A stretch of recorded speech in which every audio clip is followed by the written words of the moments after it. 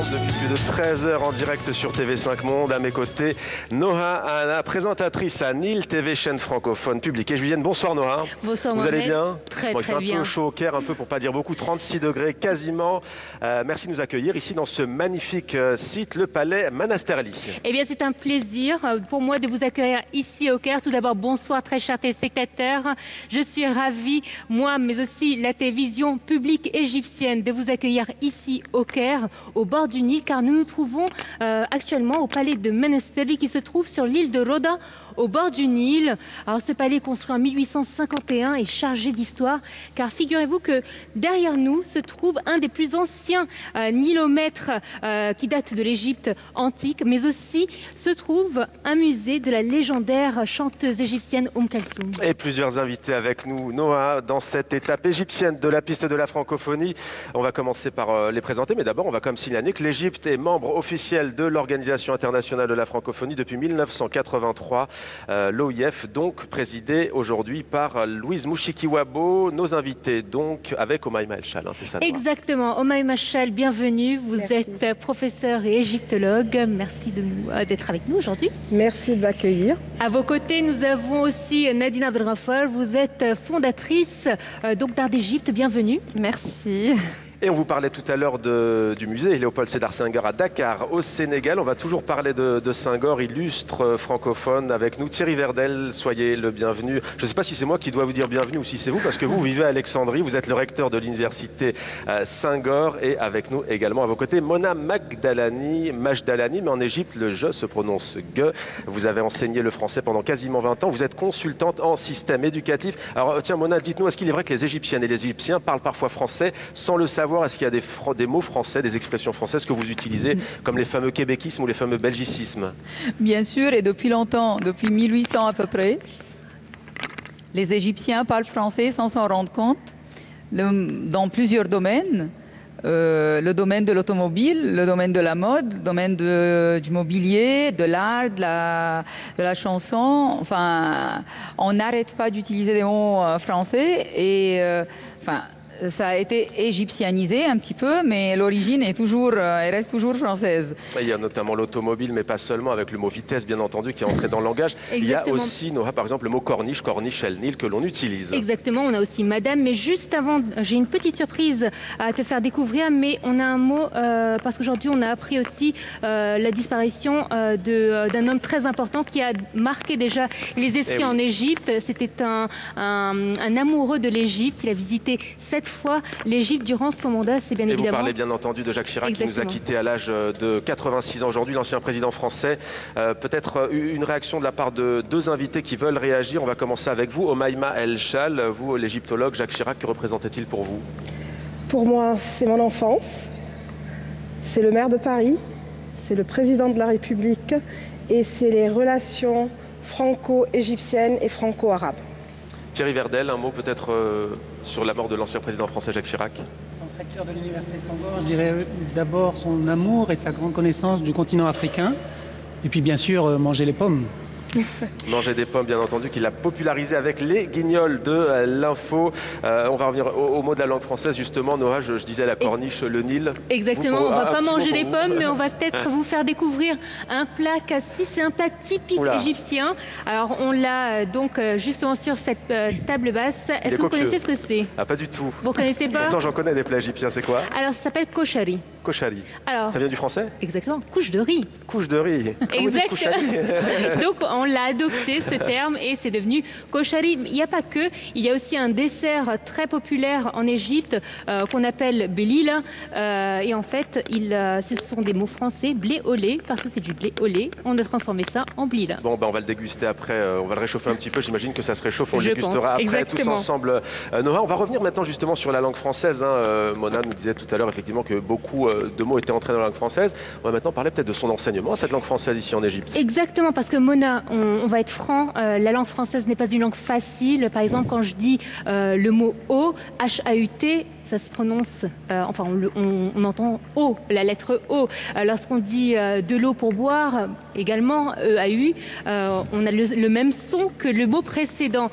Je donne un autre exemple, oiseau, toutes les lettres de ce mot ne sont pas prononcées. Comment vous faites, vous, avec vos étudiants? Pas facile, hein. C'est pas facile. Commençons par la prononciation, la voyelle U, la voyelle E, parmi les difficultés de l'apprentissage de la langue française. Passons aux homonymes. Donc, mais ça s'apprend graduellement et on passe par les sons pour aller vers les voyelles nasales, pour mettre deux sons ensemble, pour mettre consonne avec voyelle. Et pas à pas, on arrive à la bonne prononciation et pas à pas, on arrive à la bonne distinction entre un mot et un autre, même si la prononciation est la même. C'est pas facile. Vous utilisez aussi le théâtre. Vous avez un projet notamment d'ailleurs avec l'Université Saint-Gor d'Alexandrie. Vous pouvez nous en dire quelques mots? Tout à fait, oui. Je suis coprésidente du comité qui organise le Festival international de théâtre scolaire pour collège-lycée. Et c'était la 16e édition l'année dernière. Je crois que c'était la 3e collaboration avec Saint-Gor qui sponsorise le festival, soit par des cadeaux, soit par la présence, soit par un mot envoyé, soit par et surtout des animateurs d'ateliers de théâtre au sein du festival pour la jeunesse. Et aussi le spectacle folklorique l'année dernière pendant l'ouverture a été offert par l'Université Saint-Gor et c'est vraiment une richesse ajoutée, une valeur ajoutée au festival.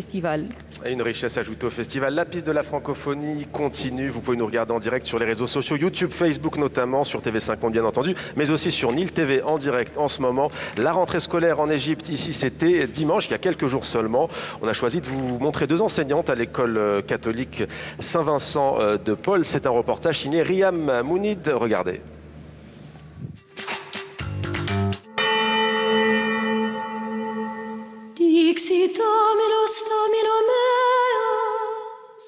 En 1848, notre congrégation, notre communauté a commencé et s'est lancée depuis à Alexandrie dans un grand établissement éducatif et pour la santé aussi des dispensaires. Mais nos établissements scolaires ne venus ici au Caire qu'en 1904. Avant, nos établissements, presque, elles étaient des Françaises qui tenaient ces écoles. Maintenant, grâce à nos jeunes qui ont appris la langue française, est devenus des jeunes actuellement très capables pour tenir ces établissements scolaires. Nous continuons à avoir pas mal de personnes qui viennent chez nous dans nos établissements pour la langue française. C'est vrai, elle penche pour l'anglais, mais elle penche aussi pour autre chose qui est l'éducation. L'éducation passe en premier et la langue française passe en second. Mais les deux sont très importantes pour nous. Pour la langue française, il y a une question de... pas simplement d'éducation, mais de civilisation.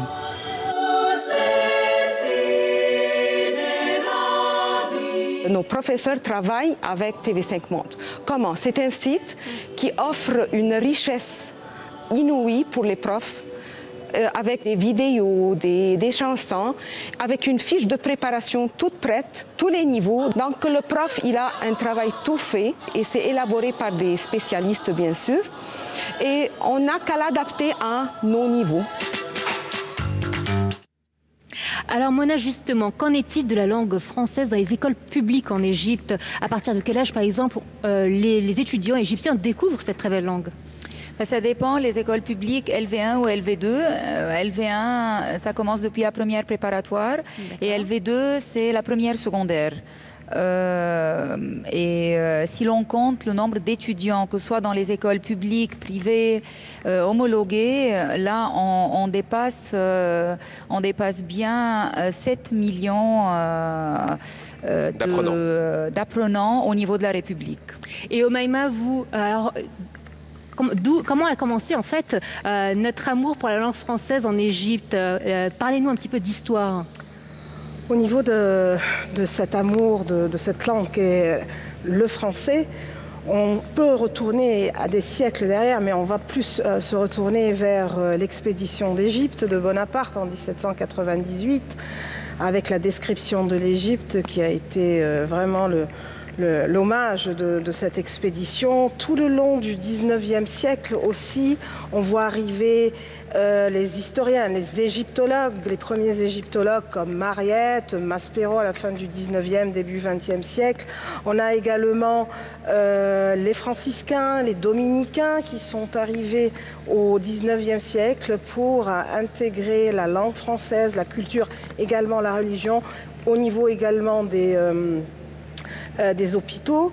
Il y a eu un mouvement inverse aussi au Maïma El Chal. S'il vous plaît. Il y a eu un mouvement inverse aussi de la France vers l'Égypte. Exactement, aussi, et de l'Égypte vers la France avec l'époque de Mehmet Ali ou Mohamed Ali, Mohamed Ali Pacha, qui est venu en 1805 et qui a fait une révolution intellectuelle très grande en Égypte quand il a envoyé des étudiants égyptiens vers la France pour étudier différentes disciplines.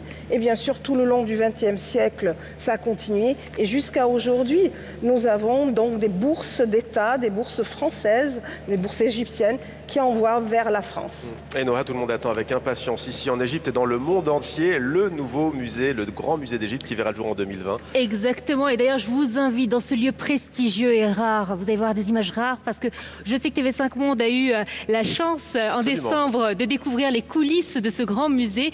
Cette fois-ci, c'est nous ici du Caire en direct. On va vous proposer de découvrir des images rares du laboratoire de restauration donc du grand musée d'Égypte.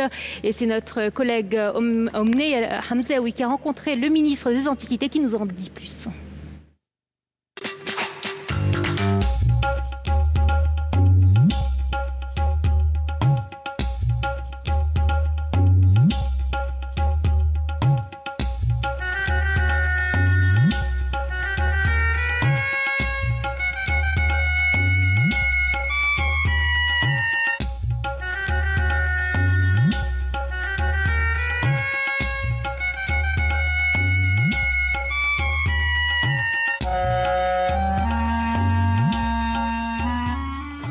Le ministère des Antiquités de l'Égypte travaille avec plus de 250 missions étrangères d'une vingtaine de pays. Les pays francophones, et notamment la France, jouent un rôle très important. La France a une cinquantaine de missions archéologiques travaillant sur tout le territoire de l'Égypte et bien entendu également la Belgique et la Suisse.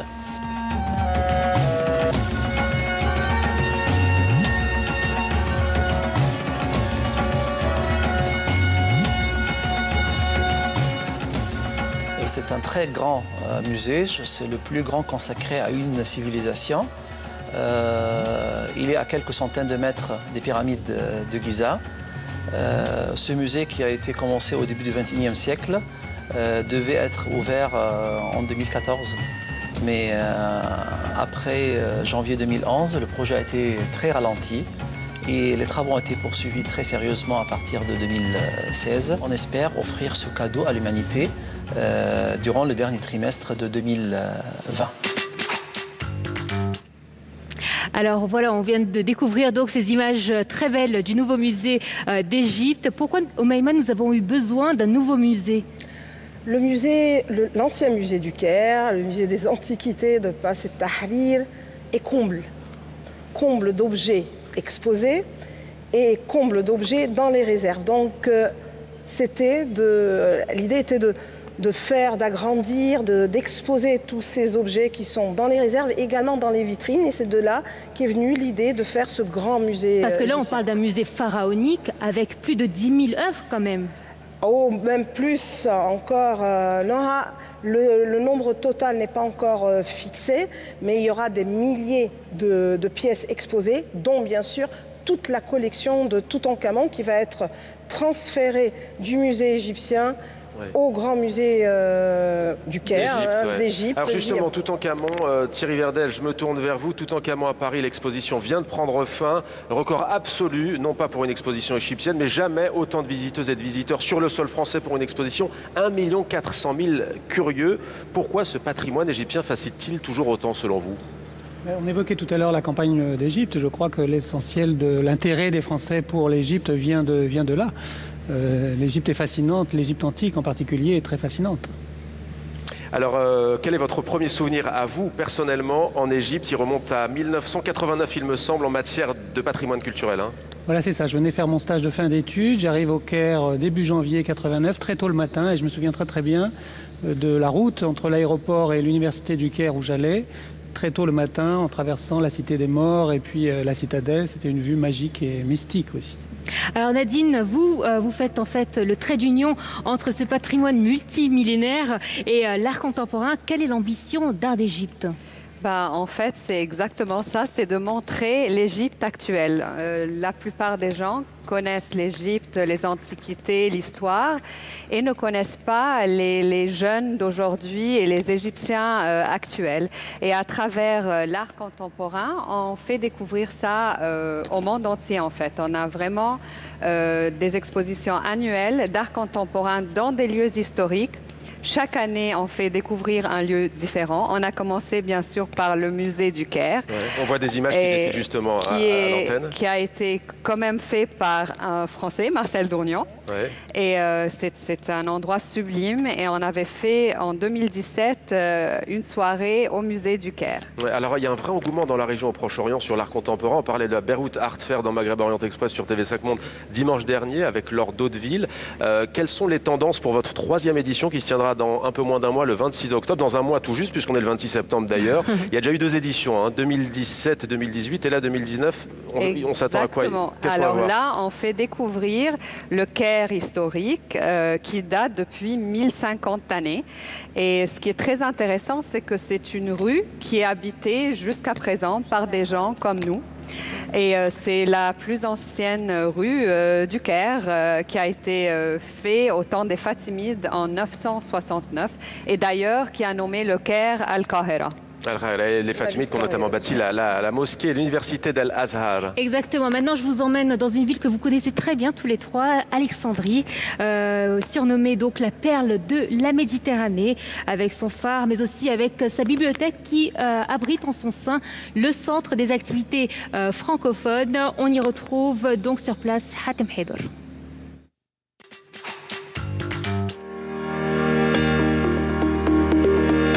La mer, la corniche, le soleil, le beau temps, nous sommes à Alexandrie. Et si on bouge un peu la caméra, on va se trouver à la bibliothèque d'Alexandrie. Venez avec moi. Le centre d'activité francophone, le CAF, est un des 9 secteurs constitutifs de l'organigramme de la bibliothèque d'Alexandrie. Son but est de renforcer la présence de la francophonie dans la société alexandrine, tout en adoptant une perspective ambitieuse qui porte un intérêt particulier à la collaboration avec les communautés francophones sur les plans national et régional. C'est un centre fondé à la Bibliothèque d'Alexandrie en mai 2013 dans le but de valoriser l'usage de la langue française et de coopérer avec les différents pays francophones pour organiser des activités culturelles, éducatives, artistiques et aussi servir les francophones d'Alexandrie, d'Égypte et faire des coopérations au niveau des pays francophones. Il y a des années, on a reçu un don de livres français et d'ici, la bibliothèque d'Alexandrie est devenue la 4e bibliothèque francophone au niveau du monde. Le CAF a pour mission de devenir un centre pour la promotion de la culture francophone à l'échelle locale et régionale. Il focalise son action sur la diffusion de la langue et la culture française, en présentant un appui scientifique, culturel, éducationnel et intellectuel considérable aux établissements francophones d'Égypte et de la région.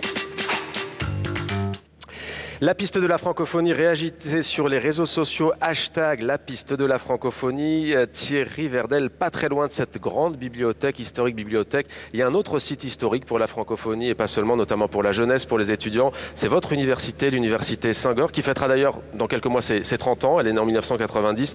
Quelle est la vocation de votre établissement qui est un opérateur officiel de l'OIF ?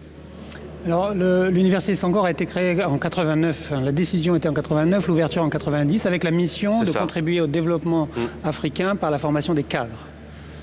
Quel est l'objectif de cet établissement? Que fait-il concrètement? Alors nous délivrons un master en particulier en gestion de projet dans 4 domaines principaux que sont la santé, l'environnement, la culture et l'administration, gestion. Dites-vous que vous formez les élites francophones, est-ce vrai? Oui, c'est vrai, on a quelques... Dans quel domaine? Dans les domaines que je viens d'énoncer, on a des ministres, par exemple, en activité qui sont issus de l'université Senghor. La politique. La politique, bien sûr, dans les ministères, dans le secteur privé, dans les grandes ONG internationales qui sont présentes en Afrique. Quelle nationalité, d'où viennent les étudiants ? Alors, la promotion que nous venons de recruter vient de 25 pays différents, principalement en Afrique, mais aussi en Haïti et Madagascar également. TV5 Monde est un opérateur de la francophonie, vous l'êtes aussi. On dit que vous êtes unique, pourquoi ? Il y a Montréal, il y a Paris et donc il y a Alexandrie alors ? Voilà, nous sommes les seuls qui sont en dehors, qui sont dans le sud, disons, du monde. Et j'imagine qu'ils sont chanceux parce qu'ils ont la mer tout au long de l'année.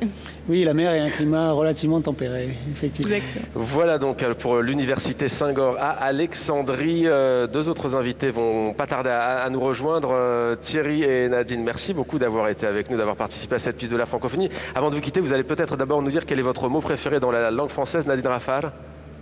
L'art. L'art, ART, voilà, au moins c'est très simple. Et vous, Thierry Verdel ? En française, je dirais amour, tout simplement. Amour, tout simplement. Très joli mot d'ailleurs qui est repris aussi dans de nombreux pays du monde de la francophonie. Je signale d'ailleurs, puisqu'on parle de francophonie, que très bientôt, dans quelques mois, il y aura le dictionnaire des francophones, premier du genre. On parlait tout à l'heure, je ne sais pas comment je pourrais dire, des égyptianismes ou des égyptianismes. En tout cas, on parlait des belgicismes aussi, des ivoirismes, des québéquismes. Ce sera bientôt en ligne sur application mobile. Et on signale aussi TV5 Monde Plus, plateforme numérique francophone internationale de vidéos à la demande qui verra le jour en 2020. Sous-titrage arabe, français, anglais, espagnol et allemand. Exactement, la piste de la francophonie continue. Nous sommes en direct à travers les 5 continents depuis près de 14 heures déjà. Le temps passe vite. Ça passe et ça défile. Et on va maintenant rendre hommage à un grand vecteur de la francophonie ici en Égypte. Il s'agit bien entendu des médias auxquels vous appartenez d'ailleurs, Noha. Télévision, la radio aussi, Radio Le Caire, mais pas seulement. Il y a aussi les journaux, bien entendu. El Ahram Hebdo. El Ahram veut dire les pyramides en égyptien, en arabe. Et puis il y a aussi bien entendu l'historique, la presse égyptienne. On va maintenant voir ce tour d'horizon avec Aya El Chal et Walid Hassan.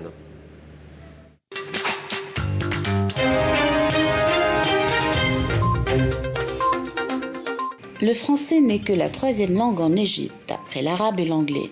Cela ne l'a pas empêché, en créant une chaîne destinée à être accessible à une audience non arabophone, désireuse de connaître l'Égypte, de décider qu'elle soit diffusée en langue française aux côtés de l'anglais. Le projet de la chaîne de télévision Nile TV International a été créé en 1993. Le français a commencé avec une demi-heure au début. On en est à 6 heures de transmission tous les jours. Bien avant la création d'une chaîne diffusée en anglais et en français, la radio égyptienne parlait déjà en français. Radio Le Caire, c'est une des radios les plus anciennes, certainement, ici en Égypte. Elle a commencé dans les années 30, en fait, en 1934.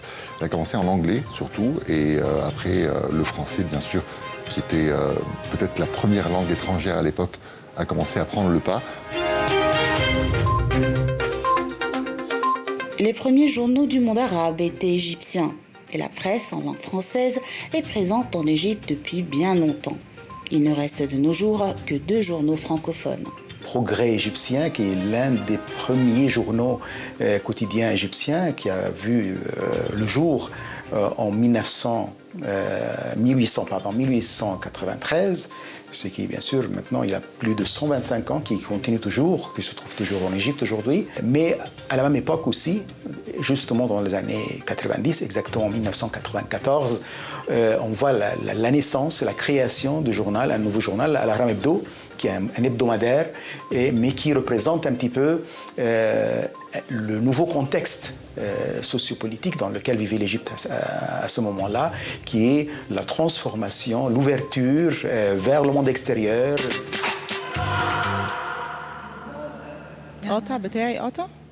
Et voilà pour les médias francophones. Et d'ailleurs, c'est pas la presse, mais c'est le Progrès d'Égypte, bien entendu. Ça tombe bien, j'en profite pour glisser mon mot préféré. Mon préféré, c'est Progrès. Vous, Noha ? Bonheur. C'est un bonheur d'être avec vous durant cette piste de la francophonie. Et 2 invités nous ont rejoints, Noha. Exactement. Nous avons tout d'abord Yasser Moheb. Bonsoir. Vous êtes critique de cinéma. On peut vous lire d'ailleurs dans les colonnes d'Al Ahram Hebdo qu'on vient de présenter dans ce reportage. Et nous avons Farah Debeni, la très belle mezzo-soprano. Vous avez rejoint l'Académie de l'Opéra National de Paris comme soliste en 2016. Bienvenue. Alors, vous avez aussi reçu le prix lyrique de l'Opéra de Paris cette année. On regarde tout de suite donc un extrait de votre prestation.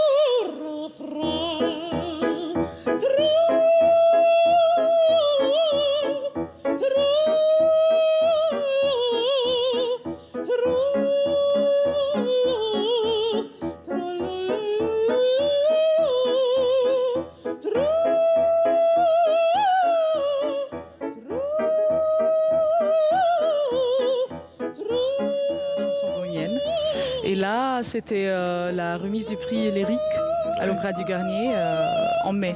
Qu'est-ce qui vous plaît? Qu'est-ce que ça fait d'interpréter, Carmen? Ah, c'est un de mes rôles préférés en fait. J'ai chanté peut-être 3 fois, 3 productions différentes en Allemagne, en entier. Vous êtes parfaitement germanophone d'ailleurs, hein, comme quoi les langues ne sont pas forcément en concurrence. Oui, vous parlez couramment l'anglais, l'allemand, l'arabe, l'égyptien, le français. Oui, non, je suis germanophone comme vous avez dit, mais j'adore le français comme langue. Parfaitement francophone aussi. Peut-être une question, comme vous êtes la première femme égyptienne, première femme arabe, on peut dire aussi du monde arabe, à avoir intégré cette prestigieuse académie de l'Opéra national de Paris. Que vous a apporté cette expérience qui vient de prendre fin? Qu'est-ce que ça vous a apporté? D'abord, c'était un grand honneur pour moi d'être la première égyptienne et arabe de chanter sur cette scène prestigieuse. Et je dois dire que depuis que je suis arrivée à Paris ou à l'Opéra de Paris, j'arrête jamais à apprendre beaucoup, artistiquement, mais même aussi personnellement. Et j'ai grandi avec cette académie ou cette... Justement, quels sont les artistes qui vous ont inspiré? Que ce soit français ou égyptien, hein. Dans l'opéra ou en général? De manière générale? Oui, c'est pas... Oui. Il faut dire Kalsoum, il y a un musée à 2 pas d'ici Kalsoum, vous pouvez pas le dire. Oui, c'est vrai. Vous seriez la seule à D'abord, c'est Kalsoum, bien sûr, Kalsoum, mais même aussi Abdelhalim Hafez. J'adore ses chansons, Farid El-Atrash, Shadia. J'adore les compositions de Mohamed Fawzi et Mounir Mourad. On a parlé de ça tout à l'heure. On vous voit sourire et vous regardez à côté de vous. Yasser Mohaib, ça tombe bien parce qu'on va parler maintenant cinéma. On va rendre hommage à un très grand monsieur, l'immense Youssef Chahine, qui nous a quittés en 2008. Grand cinéaste du 7e art en Égypte, dans le monde entier également. Parfaitement francophone et francophile. C'est Aya El Chal qui revient sur le parcours de cette figure donc du cinéma.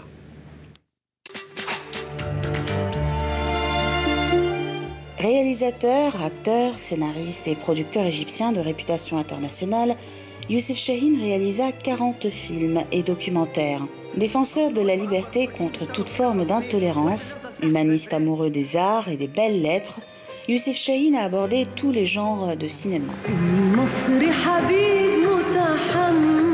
Son œuvre est nourrie du souvenir des films hollywoodiens de son enfance, en particulier les comédies musicales, allant de reconstitutions historiques comme Saladin en 1963 ou Adieu Bonaparte en 1984 à des évocations plus autobiographiques.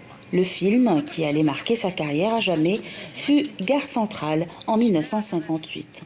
Quitte à affronter la censure, l'exil et les procès, Youssef Chahine a su trouver des financements, notamment en France, où ont été coproduits ses derniers films, comme son tout dernier, Le Chaos, sorti en 2006, soit 2 ans avant sa mort. Youssef Chahine offre en 1986 un rôle superbe à la chanteuse Dalida, native du Caire, dans Le 6e jour, mélodrame inspiré d'un roman d'André Chédid. Est remis à Youssef Chahine pour l'ensemble de son œuvre. C'est en 1997 que Chahine reçoit au Festival de Cannes un prix pour l'ensemble de sa carrière. Une récompense qui a fait l'unanimité, ovation debout et spontanée pour ce réalisateur qui a signé une œuvre généreuse, courageuse, combative et inventive. Soyez gentil, mettez-vous un tout petit peu à ma place. J'ai le cœur qui bat, j'ai des papillons dans l'estomac. et j'attends ça depuis 47 ans.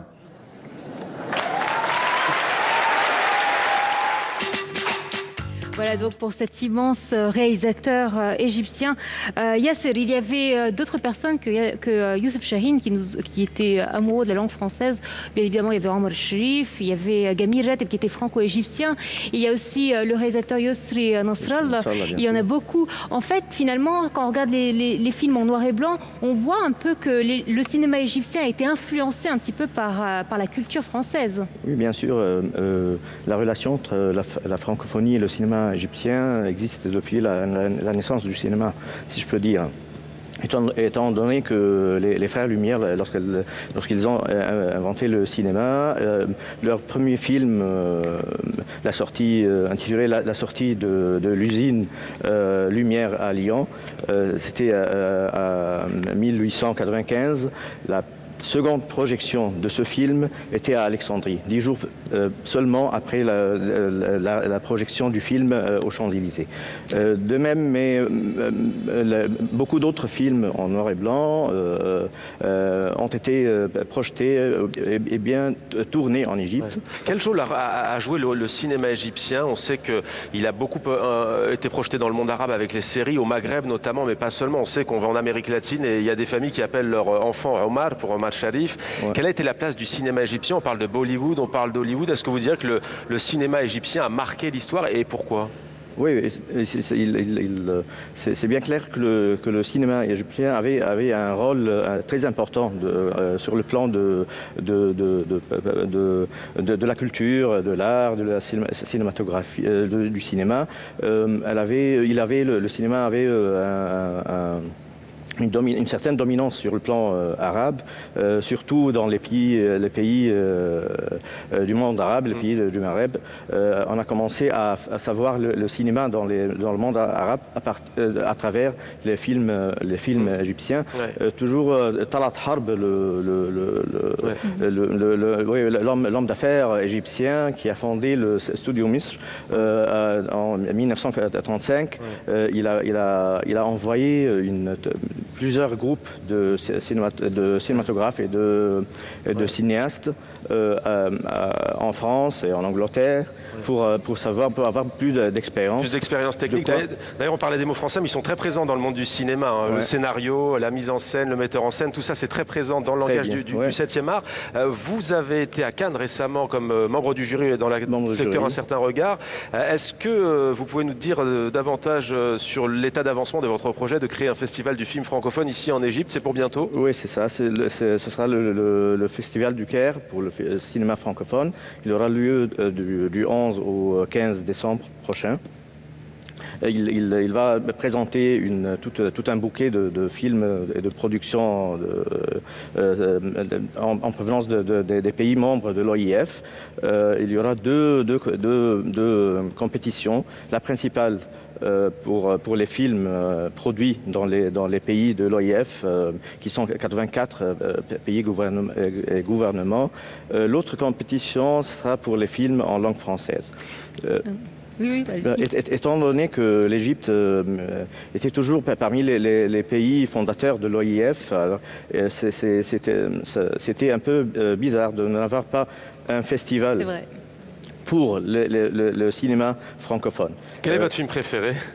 Mon film préféré, le Houroub, La fuite de Atif Taïb et Ahmed Zaki. Et Omaïma, j'imagine que durant votre enfance, vous avez été baigné dans le cinéma français. Vous avez un acteur préféré, j'imagine? Il sera toujours mon préféré depuis que j'étais gamine, Louis de Funès. Ah oui, c'est vrai que c'est...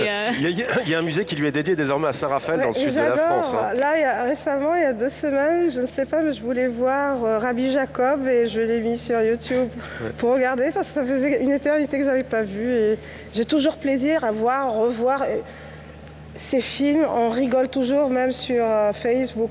Il y a toujours des petites choses comme ça, anecdotiques, et j'aime toujours. Mona Magdalani, si vous deviez citer une actrice ou un acteur, vous par exemple? Français, je dirais Jean-Paul Belmondo, et égyptien, égyptien ou franco-égyptien, c'est Gamir Rateb, bien sûr. Ouais. Il nous a quittés il y a quasiment un an. Un an et peut-être quelques jours. Oui, mais c'est quelqu'un qui a donné au cinéma et aux séries télévisées. Et en plus, c'est quelqu'un qui était présent pour tout ce qui est manifestation culturelle. Ouais. Il a rendu visite au festival un jour. Il a pas tardé à prendre part dans un projet scolaire avec des élèves du collège. Donc, c'est quelqu'un d'admirable. Ouais. Vous, les Farah Al-Dibani, vous les regardez en quelle langue les films? Alors en allemand, en français, en anglais ou en arabe? Et vous les sous-titrez comment? Sans. En fait, sans sous-titres. Ouais. J'aime bien... Je sais que vous aimez beaucoup Dalida. Tout à l'heure, si on a le temps, vous allez nous interpréter d'ailleurs une très belle chanson de Dalida. Certains ne le savent pas, mais elle jouait aussi dans des films. On l'a vu tout à l'heure avec Youssef Chahine. C'est Youssef Chahine qui l'a lancé. Exactement. Que représente cet artiste pour vous, Dalida, qui à la fois qui avait un pied en Italie, en France, en Égypte, qui a eu un parcours exceptionnel, une vie douloureuse aussi. C'était une diva. C'est une vraie diva. Elle avait une carrière, ou elle a une carrière jusqu'à maintenant, je pense, inoubliable. Je pense. Elle n'a pas juste une voix magnifique, mais une présence et une puissance, une profondeur dans son interprétation, je trouve. Elle était très riche en tant qu'artiste et personne, je trouve. Alors, elle est une vraie icône. Alors justement, Yassel Moheb, on a longtemps écouté Youssef Chahine parler de son expérience avec Dalida. Il voulait justement la faire revenir dans son pays natal et renouer les liens avec le passé. Ça a été difficile pour lui aussi de lui faire apprendre des mots égyptiens puisqu'elle avait perdu la langue. Ouais. Oui, c'est vrai, mais j'ai entendu parler de cette expérience parce que Dalida a été vraiment ravie, elle a bien préparé, elle a passé presque 6 mois à se préparer pour revenir dans ce film et pour confronter la caméra, étant donné qu'elle avait quelques problèmes, quelques problèmes personnels, mais le résultat reste toujours fascinant. Il faut dire qu'elle a été élue quand même Miss Égypte, hein. Et on oublie Dalida Miss Égypte également. Vous vouliez le souligner, ça? C'est ça. Mona Magdalani, l'Égypte veut renouer avec le français, avec la francophonie. La France veut participer au projet. Ça demande des moyens aussi. Il faut financer des écoles. L'Égypte est peuplée de plus de 100 millions d'habitants. Comment faire, selon vous, pour que la langue française retrouve l'essor qu'elle a eu jadis? Parce qu'on ne l'a pas encore dit, mais disons-le clairement, c'est un peu une langue des élites aujourd'hui, comme elle l'est un peu au Liban et dans d'autres pays arabes de la région. C'est la langue des élites. C'est la langue des élites, c'est un cercle qui se connaît. Donc, si on parle d'Alexandrie, tous les francophones se connaissent. Au Caire, c'est pareil. Mais je rebondis sur comment reprendre l'essor. On est actuellement dans l'essor parce que depuis une dizaine d'années, des filières francophones dans les universités ont ouvert leurs portes et c'est devenu des départements très voulus, souhaités par les bacheliers et bachelières. Avec ça, des entreprises françaises ouvrent. Donc, il y a l'appel dans le domaine de la vie professionnelle. Avec ça, le français, la langue française, la culture française reste toujours très attrayante, très séduisante pour les jeunes, les enfants, les jeunes et les adultes. Donc, on a besoin de collaboration, de coopération, de subventions, bien sûr. J'ai cité la France d'ailleurs, mais il y a d'autres pays. Il y a la Belgique notamment qui participe beaucoup aussi d'ailleurs à l'archéologie. Il y a l'Institut français d'archéologie ici au Caire, l'IFAO. Est-ce qu'on parle français sur le terrain, sur les sites archéologiques? Généralement, on parle français. Mais comme les ouvriers sont égyptiens, donc mes collègues font l'effort d'apprendre l'égyptien du dialecte, notre dialecte, non pas l'arabe littéraire. Et en même temps, les inspecteurs égyptiens, les ouvriers, essaient aussi de capter quelques mots français. Ouais. Et quel est le lien historique avec la langue française, la francophonie et l'égyptologie? Il y a eu des découvertes passées et des fouilles. Même dans mes cours, mon premier cours d'histoire en égyptologie, je dis que l'égyptologie est née grâce à Bonaparte. Description de l'Égypte, et puis tous ces grands égyptologues que nous avons vus le long du 19e siècle, entre autres Mariette Maspero, la fondation donc, du service des antiquités avec Maspero, Monsieur Laco après, et puis l'IFAO, l'Institut français d'archéologie orientale.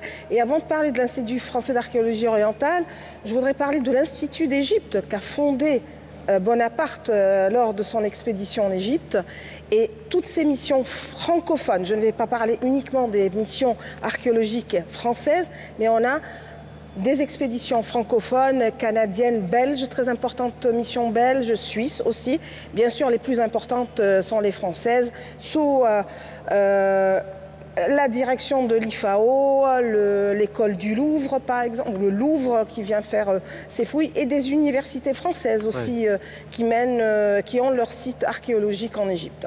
Et on a des fouilles très célèbres qui ont été faites par des Français. On se souvient de Tanis.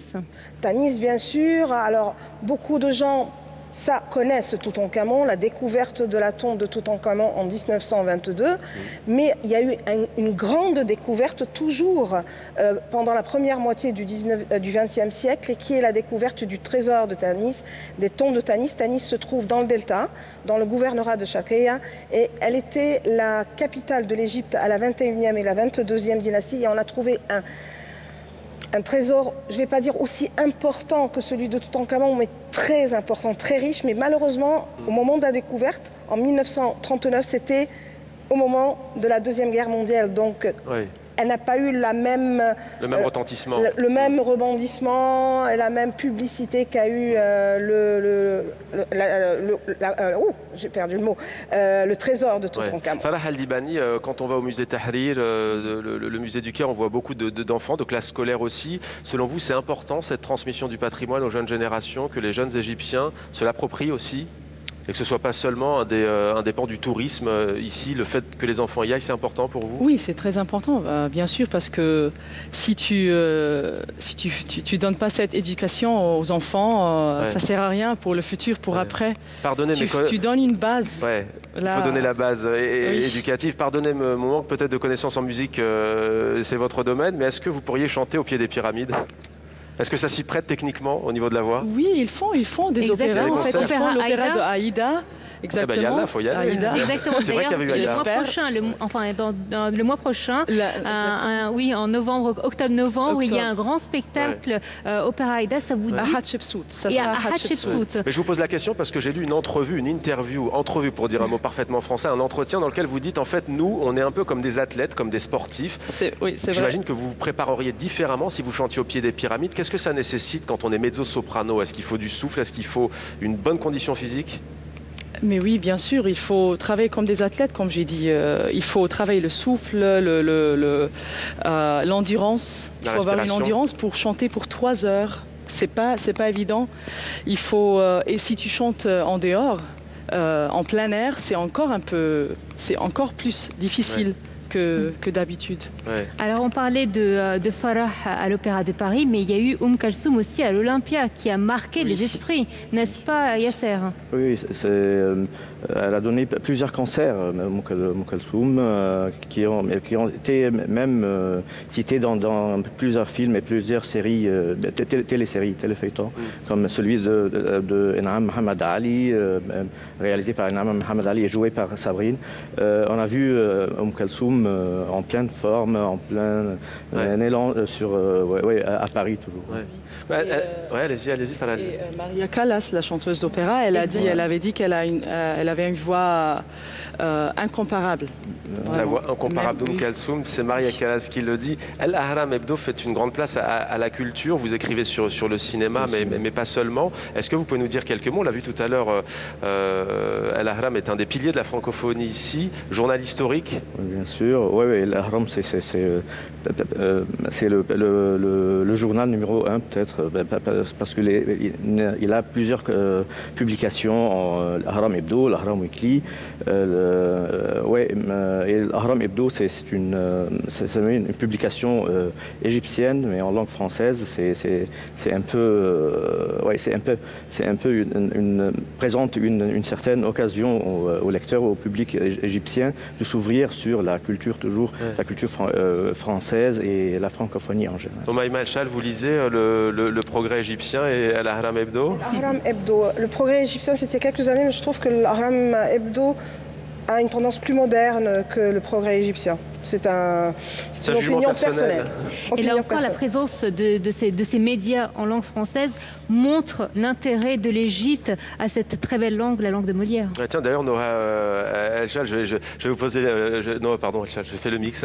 Noha, là, une question. Vous, ça fait 10 ans que vous êtes à Nil TV. Elle est née quand, cette télé? Exactement, elle est née dans les années 90 et ça a été une volonté de la part donc, des autorités de l'époque de créer une chaîne bilingue, anglophone et francophone. Et aujourd'hui, nous avons la chance de parler en français dans une télévision publique donc égyptienne. Nous avons 6 heures par jour et nous proposons différents programmes culturels aussi. On parle de l'art, on parle de politique parfois, ouais. On a des programmes de divertissement et c'est vraiment une fierté d'avoir cette chaîne-là parmi les chaînes égyptiennes. Une vitrine francophone ici en Égypte, Nil TV qui fait partie donc de la télévision publique. Il y a Al Masriya aussi bien entendu qu'on peut citer. Les mots préférés, à qui j'ai demandé, à qui j'ai pas demandé. Farah El Dibani, j'ai pas demandé votre mot préféré. Vous, c'était bonheur hein, tout à l'heure, Noha. C'est ça. Le mot préféré dans la langue française. Le mot préféré.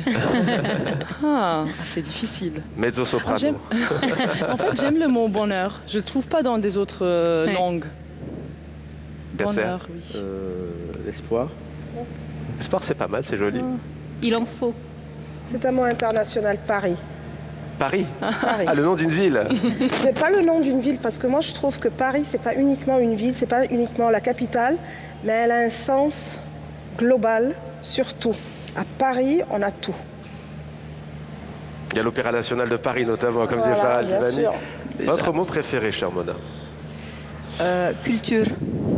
Culture, parce que ça englobe beaucoup de choses et c'est un mode de vie avant que ce soit un patrimoine et c'est des orientations et des pensées. Ouais.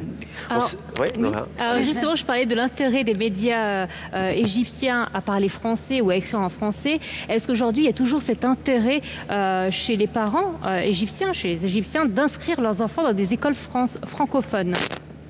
Oui, bien sûr, ça continue et ça évolue. Les effectifs sont multipliés par 2 et par 3. Les écoles actuellement n'arrivent pas à répondre aux appels. À peu près 500 se présentent pour les classes maternelles et les écoles ne peuvent comprendre 100. Donc la demande y est. Il y a à peu près 50 écoles bilingues au niveau de la République. Avec ça, 35 000 élèves, ça veut dire... Près de 40 000 élèves déjà dans l'école publique égyptienne. Voilà donc pour l'Égypte qui veut renouer avec la langue française. On va prendre la direction maintenant de Tunis où l'on retrouve Xavier Lambrecht et Amel Chahed, leurs invités également. Bonsoir Xavier, bonsoir Amel. On salue également toutes les Tunisiennes et les Tunisiens. On imagine donc que vous êtes prêts à prendre le relais dans quelques minutes, allez, quelques instants même. Bonsoir Le Caire, bienvenue à Tunis. Aslema, bonsoir Mohamed et Nohé. Alors on est prêt à Tunis, on vous attend dans quelques instants pour cette piste de la francophonie. Et nous sommes très enthousiastes surtout de vous présenter tous les invités qui vont être avec nous sur le plateau. Alors restez sur la piste de la francophonie. A tout de suite.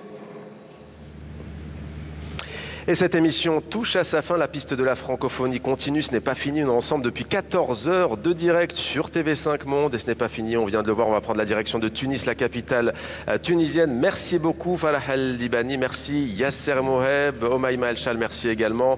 Et Mona Magdalani. Ça passe très vite, mais on aura l'occasion de vous revoir, bien entendu, sur TV5 Monde. Merci, Nohala. Merci à toutes les équipes de la télévision publique égyptienne, à toutes les équipes à Paris, bien entendu, de TV5 Monde, les équipes techniques, les équipes rédactionnelles aussi de Nil TV qui nous ont aidés, notamment Aya Elchal à préparer cette émission. On remercie aussi Ibrahim El Khoury, sans qui cette émission n'aurait pas pu avoir lieu. Il est le directeur de la francophonie au sein du ministère égyptien des Affaires étrangères. On salue également Nabil Bouhajla, directeur Maghreb-Orient TV5 Monde. Ravi de vous avoir rencontré ici, Noha, au Caire. Je crois qu'on va finir d'ailleurs en beauté, hein, avec un bonheur total. Exactement. Je tiens aussi à remercier TV5 Monde de nous avoir donné l'occasion donc de nous montrer notre très beau pays pays avec tous nos invités qui nous ont fait le plaisir d'être avec nous. Merci à vous, merci à toi Mohamed. Et justement, tout de suite, Farah, on va parler d'une autre chanteuse que vous aimez, qui vous a inspiré, Dalida. Vous allez interpréter Helwa Ya Baladi. Oui. Helwa Baladi, pour nous et pour tous les francophones, en fait. Eh ben, c'est à vous. A cappella. كلمة حلوة وكلمتين حلوة يا بلدي غنوة حلوة وغنوتين حلوة يا بلدي أملي دايما كان يا بلدي إني أرجع لك يا بلدي وأفضل دايما جنبك على طول